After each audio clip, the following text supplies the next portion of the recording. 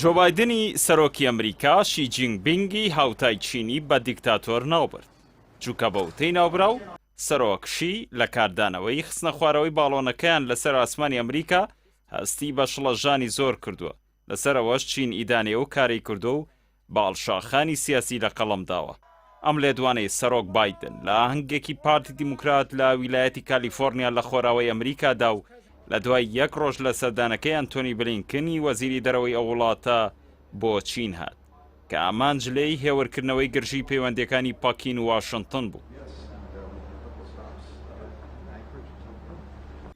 سەرۆکی ئەمریکا لە درێژەی وتەکەیدا ڕایگەیان هۆکاری تووڕەیی زۆری شی جینگپینگ ئەوە بووە کاتێ فەرمانمدا بە خستنە خوارەوەی باڵۆنەکەیان کە 2 سندوقی پڕ لە ئامێری سیخوڕی هەڵگرت بوو دەیوت ئاگاداری ئەوە نەبووە کە ئەو باڵۆنە لەوێوە تێپەڕیوە کە مەبەستی ئاسمانی ئەمریکا بووە.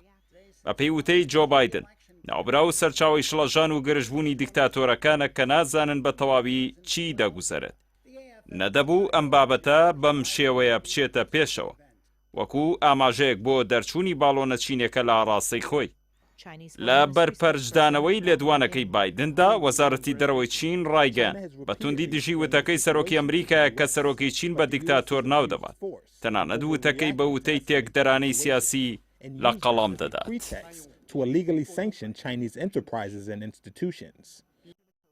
سوپای ئەمریکاش لە شوباتی ڕابردوودا باڵۆنە چینیەکەی لەسەر ئاسمانی ئەمریکا خستە خوارەوە لەبەرەوەی گومانی سیخوڕیان لێ دەکرد کە چین بە توندی و تۆمەتەی ڕەت کردەوە.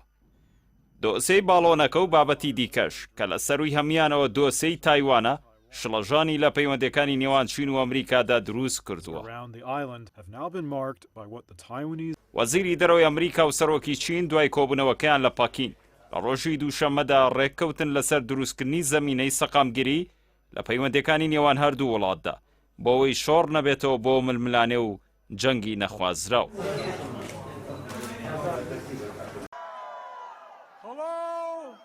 سەرڕای لێدوانەکەی کالیفۆرنیای بایدن ئەنجامی سەردانەکەی بلینکن بۆ چین بە باش لە قەڵەمدا وتی لە ڕاستیدا پەیوەندیەکانی نێوان وڵاتەکەی و پاکین لەسەر ئاڕاستەی دروستی خۆی دەڕوات.